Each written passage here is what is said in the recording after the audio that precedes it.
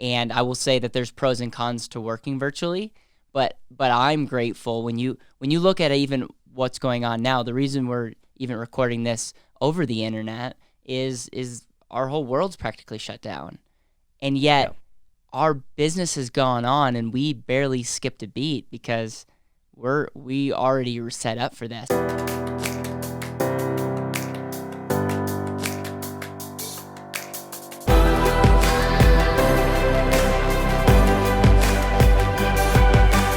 This is BetterWealth with Caleb Guilliams.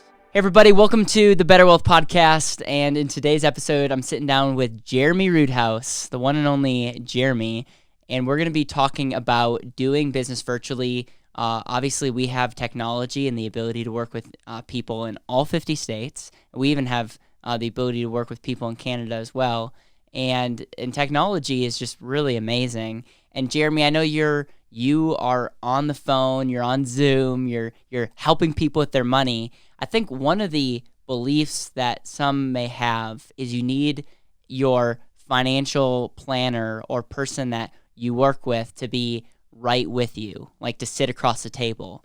And I think it would be really interesting to talk about how you do your business, how you help people virtually. There's going to be two types of people that are listening to this. People that run businesses and they might be able to take a nugget of what we're talking about. But then there might be some people that are like, I didn't think I could actually work with you guys because I know that you do this thing on the internet, but I feel more comfortable in person. And let's just talk about that. No, that's great. I actually took a call the other day, and awesome young man, and he was concerned that maybe we couldn't work together because he was located in, I think, Missouri, and we're not. In fact, he didn't even know where we were located. Is it Wisconsin? Is it Colorado? And so I just told him that the format of our company is virtual, and that allows us to work in all 50 states. It's pretty great to be able to, we have clients that literally live in Spain, but they spend part of their time in the United States. We have people that have reached out to us from Saudi Arabia and said, hey, I'm going to be moving back to the States. What can I do from here? I don't think a lot of financial firms are getting calls from Saudi Arabia these days. And that aren't getting blocked or something. Yeah, exactly. But because of technology, and let me just preface this, I use technology. I could not make any of this work. And so if you get into this, make sure that if you're a consumer of technology, you make the effort to have somebody on your team and help you with the technology, because it can be prohibitive, but it can also be very freeing, because I can work from wherever I have an internet connection, which is awesome. And it creates a lot of freedom and a lot of flexibility that we didn't have before. And I think people are realizing this now that the whole world is doing things more virtually. So we do business in all 50 states. All of my meetings, whether I'm in the same location or not, are done via Zoom because they're more efficient. There's really nothing that I need to see or you need to see or that I need to show you with regards to the work that we do that we can't do a screen share for, or you can't share with me as well. So I personally love this format, and yet at the same time really value getting together with other humans. It's something that will never go away, and we need to recognize that that's a part of that. And I think we've recognized that, and so we're making allowances for that by looking at a live event in the near future. Yeah, and it was one of those things where when I was at the bank, I knew that this thing, Google, was going to be a really great search engine, not just for people to find us, but for them to work with us. And I'm grateful because we have an amazing team. Al, who probably we should get on the show eventually, he likes to say that our security is more secure than most banks out there. And we really do a lot as it relates to making sure that your data is protected, and that's really important. But Jereme, what are some of the ways that you use technology, like tools, like BombBomb is something that I love. What are some tools that you use to better streamline the process? And you said this, but I want to just highlight it again.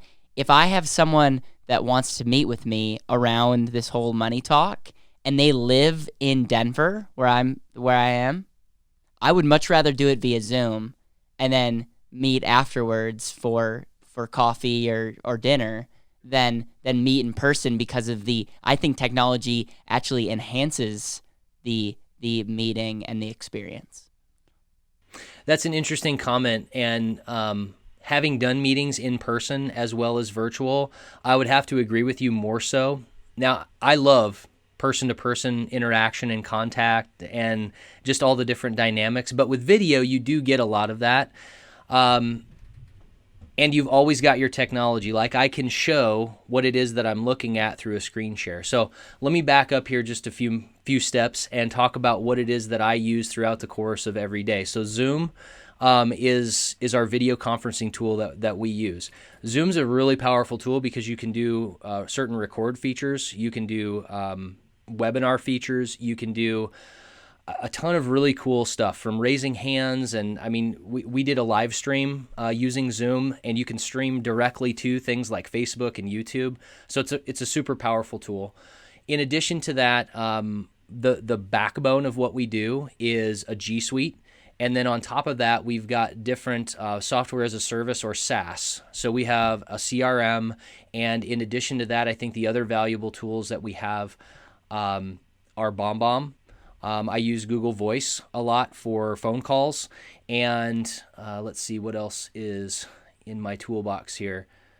And let me just quickly say that BombBomb is an amazing feature that if you're doing business in 2020 that you don't have, you're losing out. And hopefully BombBomb hears this at some point in time. Yeah, and by the way, but it's a great tool. We're going to, I'm making promises that we need to keep. We're going to have something in the show notes to link to, you know what? I made a virtual checklist for people, and that will be in the show notes. So we're going to make sure that virtual checklist, where BombBomb and our link is a part of that. And I'm telling you, BombBomb's it gives you the ability to shoot videos via email. And if you're not on our email list, you should be. And I send emails out to our list. And after every conversation that I have, if I'm going to send an email, I always send a video. And just like you're watching me now, if you're watching me on YouTube, I'll just look at the camera and just genuinely be able to tell you how meaningful that conversation was. Or if I met you at a meeting, I could tell that to you. If I wanted to get you on my show, I could ask you via BombBomb. And it's just it elevates email to a level that's just unbelievable. And we don't just have me do this, you do this a ton in your business. Yeah. Yep. 100%. So that's pretty much the tool set. And I mean, you should see what I have in front of me here. It's literally a laptop with a monitor, a wireless keyboard and mouse, and a Yeti. The camera that I'm using right now is on my laptop. This is not anything fancy. Hopefully it looks a little bit more fancy than it is, but it's really not. And you can do this from anywhere. I've done meetings on phones, iPads, laptops, studios, you name it. It's fun. It's a fun way to do business. And the more you do it, the more comfortable you get. And I've had clients even say, you know what, this is really nice, because it's not like they're driving home after the meeting in traffic. They close their laptop and go to bed. Yeah. Which is a lot easier yeah. at the end of the day. Talk to me about the potential cons and what you have to be really intentional with when you're on line with somebody, because there could be extra distractions. And some people could say is it could be less personable. So they might not have that connection. So how do you overcome that? I think that people are realizing more and more, especially with people having to work from home now, or getting to work from home and have that experience.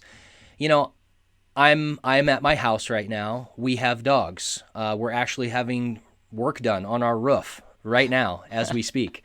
And I think that there's a thing called an accusation audit, and Chris Voss talks about this in his book. If you just address it up front, hey, this is where I am. There may be a distraction, or I'm expecting a particular phone call, or whatever the case may be. I'm going to ignore it. Or if you just address it for what it is, it personalizes it, I think, a little bit, and it lets people know what the expectation is. So if you can do that and just call it what it is up front, it makes it a little bit easier. And depending on what study you look at, anywhere from 60 to 80% of what is communicated is not spoken. So a lot of what we say is shown with where our eyes are, and so video helps with that, but it is not the same as having that in person. So what I have found is that if I'm trying to, especially when I'm filming something, I will make my expressions maybe a little bit bigger so it comes through on the camera. And in addition to that, I will ask somebody to clarify quite a bit more, because I'll pick up something, but I can't quite see it because the light is bad on their end, or the video feeds, stumbles at some point in time and I can't see what was communicated. And again, I just say, hey, it was hard for me to see that on video. You said something, I missed it. And people usually don't have any problem just telling you, because that happens to them as well. Well, and you do such a great job getting clarity on why you're meeting to begin with. And I think when we talk about being efficient, and when we're talking about we are going to solve this on this call, then it's just, I think a lot of times it's a lack of expectations, and lack of expectations leads to all kinds of problems. And we've definitely had our fair share of mistakes, and I will say that there's pros and cons to working virtually, but I'm grateful when you look at even what's going on now. The reason we're even recording this over the internet is our whole world's practically shut down. And yet our business has gone on and we barely skipped a beat because we already were set up for this. And so it makes me extra grateful that we have systems in place, because I know a lot of people are working home for the first time and it can be frustrating because they don't have the right tools and they don't have that set up.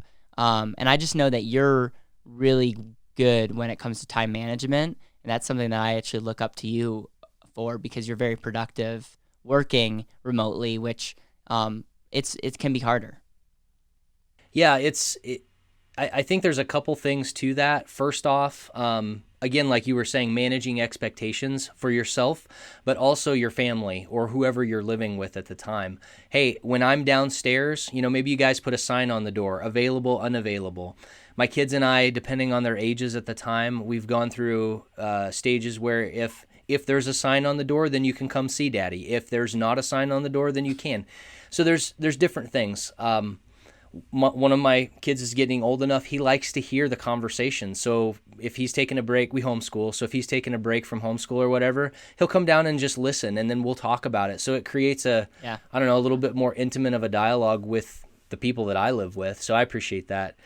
And I would also like to say, too, that I absolutely love coming down to Colorado and getting to be with the team, because we can never discount the value of personal interaction and being in the same atmosphere and with the same energy and inspiration, because it's super important. We need it. And because we're going to continue to remain virtual in many, many ways, I think that for us, we need to never forget how important that is. And I would encourage other people who are looking at a virtual company or working virtually to make sure you do connect with people, because it does inspire you and it does help a lot to come away from those meetings. And there's a reason why we are also doing a live event. The reason for that is that human connection is so important.